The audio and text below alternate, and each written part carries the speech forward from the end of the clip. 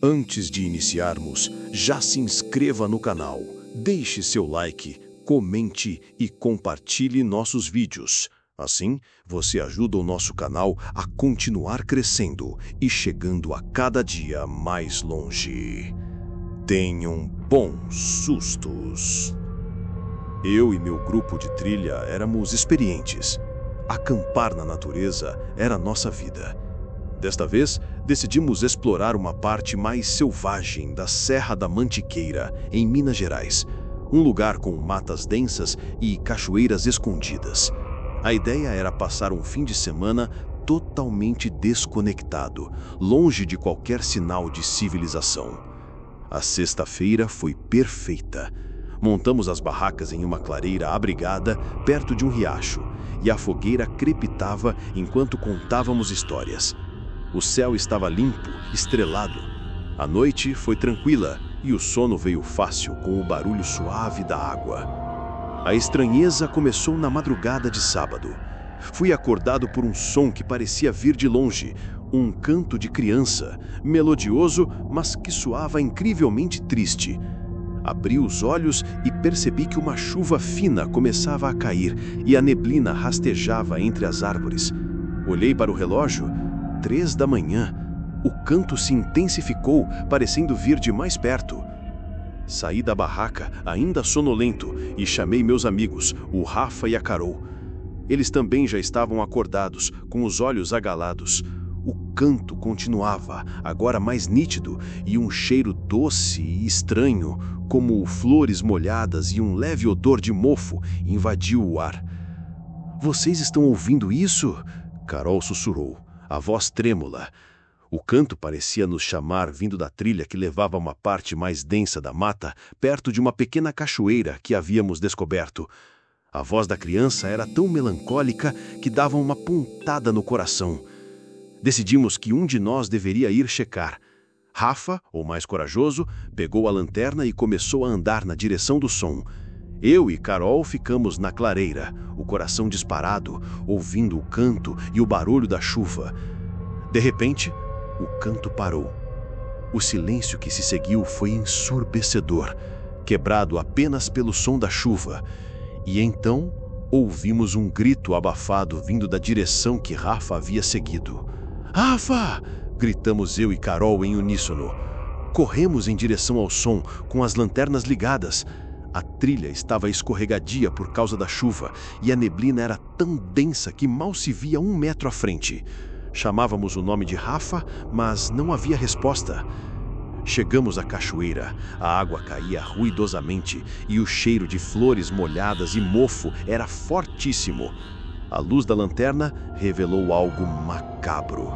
Na margem do riacho, perto da queda d'água, havia um boné de Rafa ensopado. E um pouco mais adiante, sua lanterna, jogada no chão, ainda acesa, apontando para o vazio. Não havia sinais de Rafa, nem pegadas, nada, apenas a mata densa, o som da chuva e o cheiro doce e úmido. Nós o procuramos desesperadamente por horas, chamando por ele, mas o único som que ouvíamos era o da chuva e, por vezes, um eco distante daquele canto infantil. O pânico nos dominou. Sabíamos que algo estava errado. Conseguimos voltar para a barraca, arrumamos tudo às pressas e saímos da trilha, correndo na escuridão e na chuva, até chegar a um ponto onde conseguimos sinal de celular para pedir ajuda. A equipe de resgate procurou por Rafa por dias. Nunca o encontraram. A polícia investigou, mas não havia evidências de acidente, nem de ataque de animais. Ele simplesmente desapareceu. Eu nunca mais acampei na Serra da Mantiqueira. E sempre que a chuva cai forte, ou quando a neblina rasteja e sinto o cheiro de flores molhadas e mofo, um calafrio me percorre. Porque eu sei que a voz que chamava na chuva ainda está lá, naquela mata densa, e que algumas canções da floresta não buscam companhia, mas sim uma nova vítima para se juntar ao coro silencioso das almas perdidas. Meu nome é André e sempre fui apaixonado por acampamentos. Cresci na beira da Serra do Mar, aqui perto de São Vicente, e acampar na mata fechada era a minha paixão. Conheço trilhas e recantos que pouca gente ousa explorar. Mas, como diz o ditado, quem brinca com fogo, uma hora se queima. Ou, no meu caso, quem brinca com a mata, uma hora se perde nela. Era um fim de semana de feriado prolongado. Eu e mais 3 amigos, o Lucas, a Patrícia e a Marina, decidimos nos aventurar em uma trilha mais desafiadora, em um ponto isolado da serra, longe das áreas de camping tradicionais. A ideia era passar 3 dias e 2 noites completamente isolados, em contato puro com a natureza. O primeiro dia foi incrível. Montamos o acampamento em uma clareira pequena, perto de um riacho, com árvores gigantes ao redor que quase bloqueavam o sol. À noite, a fogueira crepitava. As risadas ecoavam e as histórias de terror clichês eram contadas. Fui divertido. A estranheza começou na segunda noite. A fogueira estava acesa, as conversas diminuíam e o cansaço começava a bater. De repente, a fogueira simplesmente se apagou. Não foi o vento, nem a chuva. As chamas diminuíram rapidamente e morreram, como se tivessem sido sufocadas por algo invisível. A escuridão total nos engoliu. "Ué, o que aconteceu?" Lucas perguntou, ligando a lanterna do celular. Um frio repentino, denso e pesado, envolveu o acampamento. Não era o frio da noite na serra, mas algo que vinha de dentro da mata, que me fez arrepiar até a medula. O cheiro de pinho úmido e terra molhada se intensificou, misturando-se a um aroma peculiar, quase adocicado e fúnebre, como folhas em decomposição e um toque de enxofre. Tentei reacender a fogueira, mas a lenha parecia úmida demais e o fogo não pegava de jeito nenhum. A neblina começou a rastejar pelo chão, envolvendo nossas barracas. E então, ouvimos um canto. Uma melodia suave e triste, como um lamento, vindo de algum lugar profundo na mata escura. Era uma voz feminina, mas etérea, quase inumana. A canção parecia flutuar entre as árvores, se aproximando. "Vocês estão ouvindo isso?" Patrícia sussurrou, a voz trêmula. A melodia ficava mais alta, mais clara, e parecia estar nos cercando. Eu peguei meu facão, sentindo as mãos suarem. O cheiro de folhas em decomposição e enxofre era sufocante. De repente, a melodia parou abruptamente. O silêncio que se seguiu era ensurdecedor. E então, um galho seco estalou perto da barraca de Lucas, a mais próxima da mata. Lucas acendeu sua lanterna na direção do som.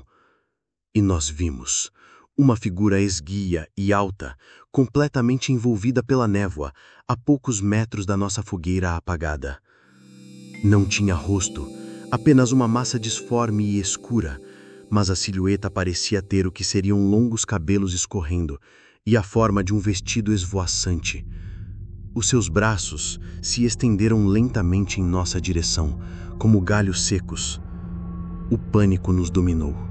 Eu gritei e nós 4 saímos correndo para a mata, sem rumo, sem olhar para trás, em meio à escuridão e à neblina.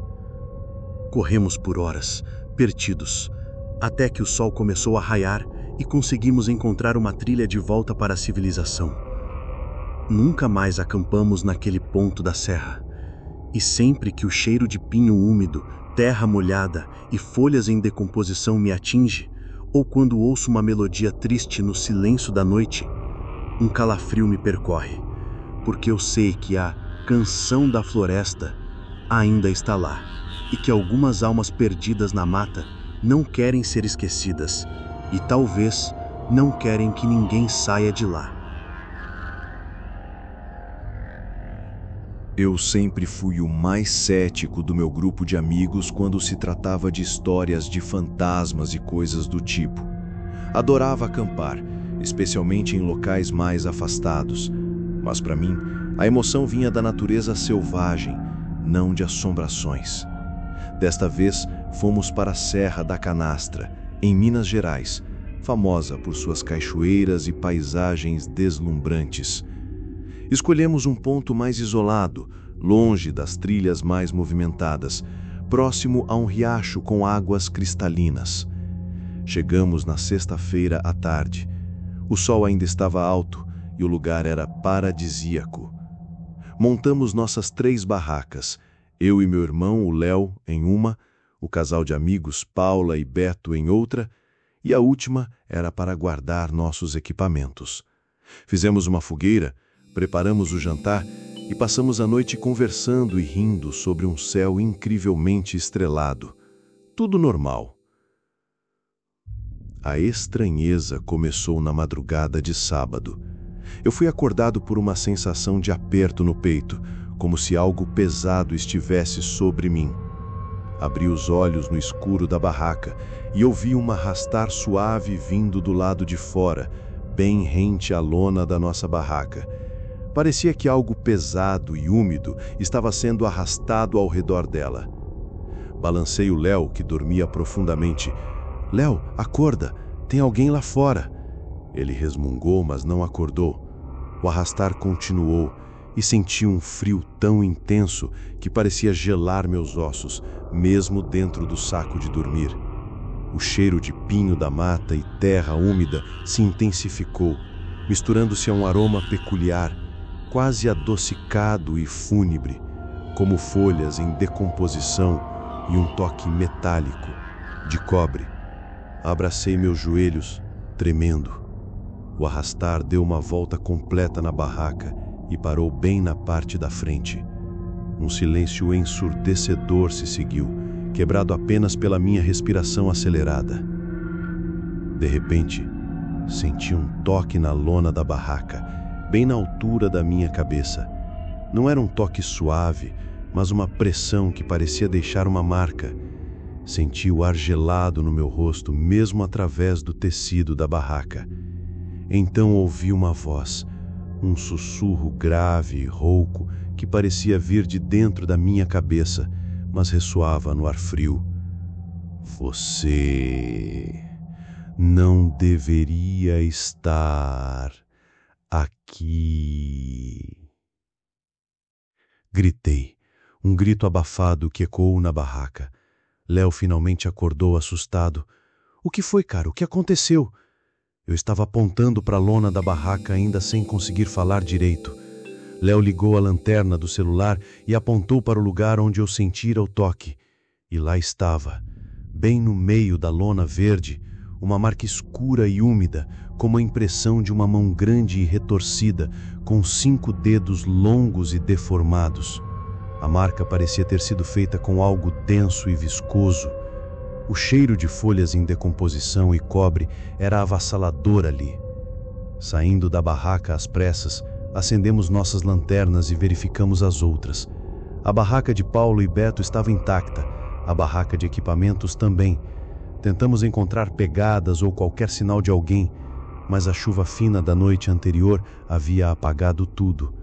Apenas a marca na nossa barraca, escura e inegável, e o cheiro estranho permaneciam.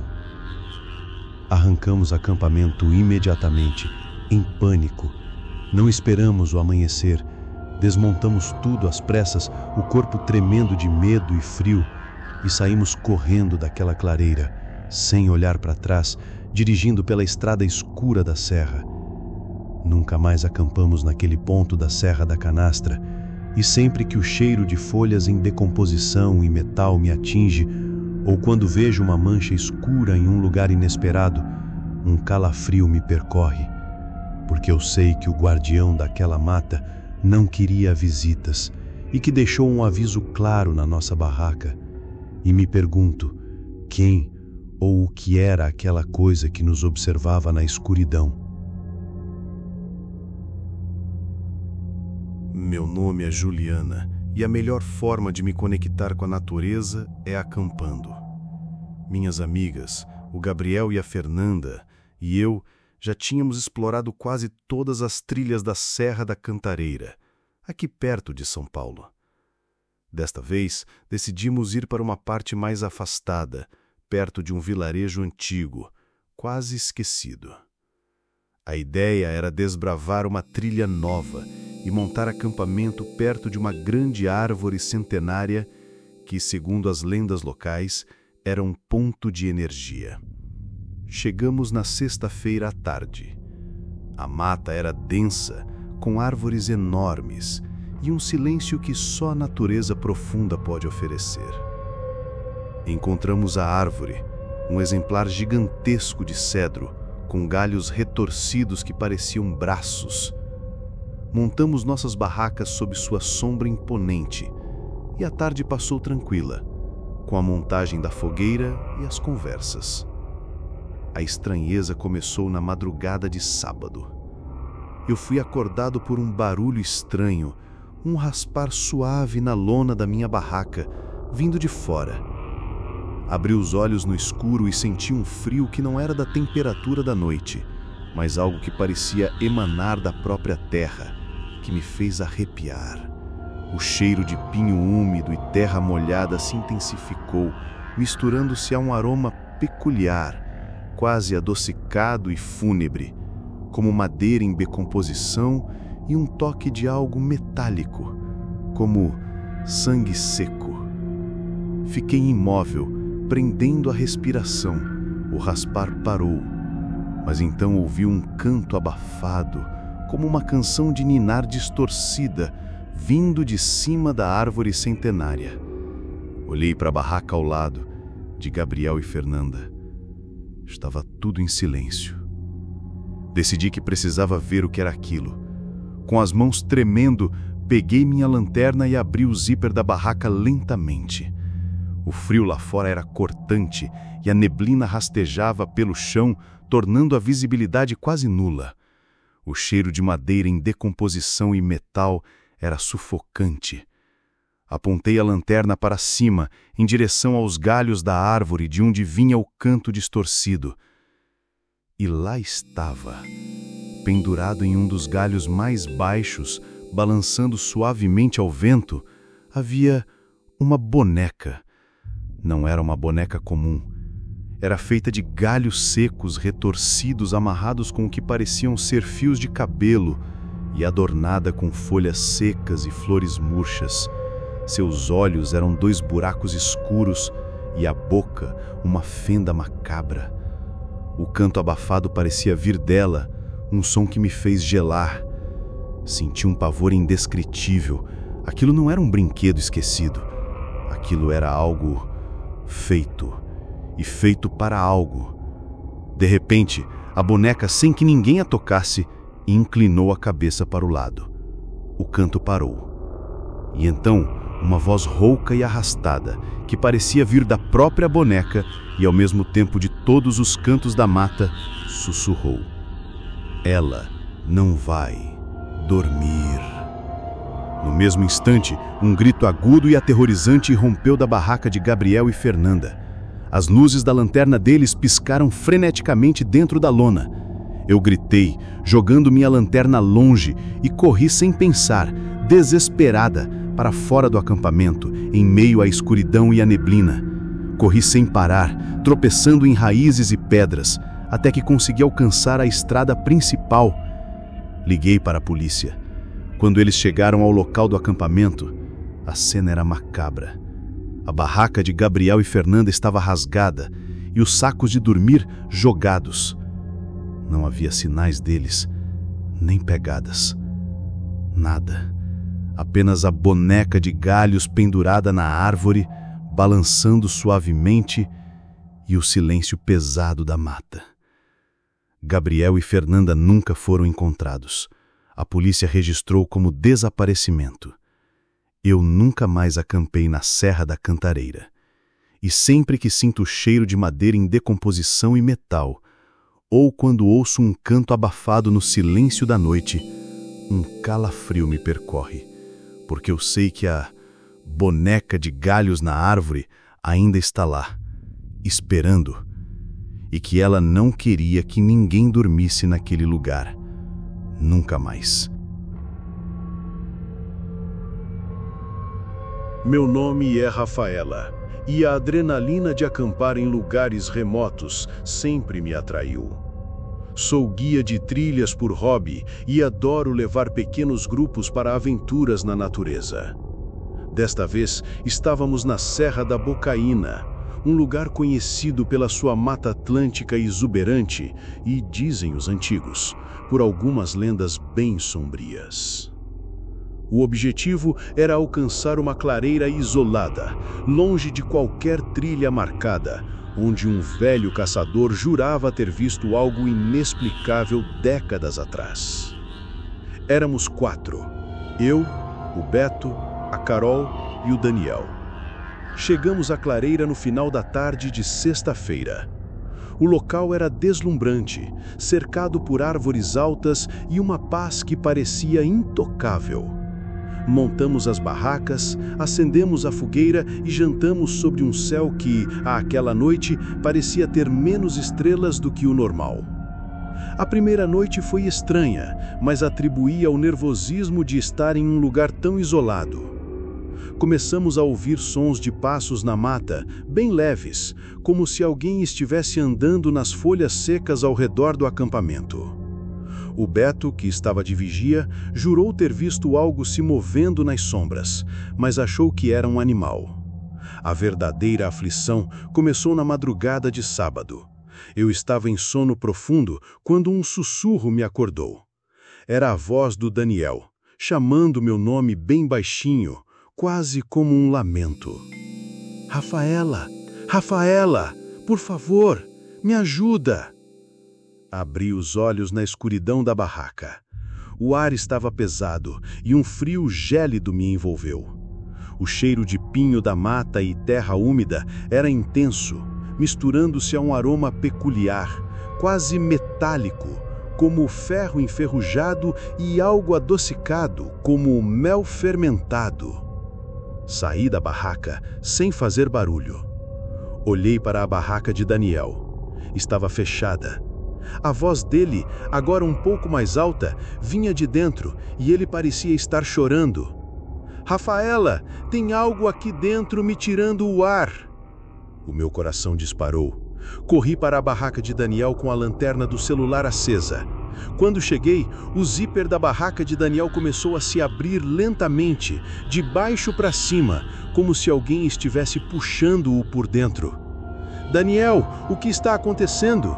Eu gritei, estendendo a mão para o zíper. A voz de Daniel respondeu, mas agora estava distorcida, com um tom gutural e um riso seco e áspero se misturou às palavras. Ele está me pegando. Ele está me pegando. A risada se tornou estridente e a barraca começou a tremer violentamente. O cheiro de ferro enferrujado e mel fermentado era insuportável. Do lado de fora, a barraca de Beto e Carol também começou a tremer e ouvi gritos abafados vindo de dentro. O pânico me dominou. A lanterna do meu celular começou a piscar descontroladamente. Olhei para a barraca de Daniel. A lona se esticou de repente, como se algo grande e disforme estivesse se contorcendo lá dentro. E então vi. Uma sombra escura e disforme, sem contornos definidos, parecia se mover freneticamente no interior da barraca, envolvendo Daniel. Eu gritei e saí correndo sem olhar para trás, em meio à escuridão e ao cheiro macabro. Corri sem parar, tropeçando em raízes e pedras, até que o cansaço me fez cair. Quando consegui me recompor, já estava longe. Nunca mais soube de Beto, Carol e Daniel. A equipe de resgate não encontrou nenhum vestígio deles, apenas as barracas vazias e rasgadas. A polícia investigou, mas não havia explicações. Eu nunca mais acampei na Serra da Bocaína e mal consigo dormir em silêncio. E sempre que sinto o cheiro de ferro enferrujado e mel fermentado, ou quando ouço uma voz que parece estar chamando, mas com um tom distorcido, um calafrio me percorre. Porque eu sei que a sombra que imitava vozes ainda está lá esperando no silêncio da mata por novas vítimas para seu jogo macabro e talvez para completar sua coleção de almas.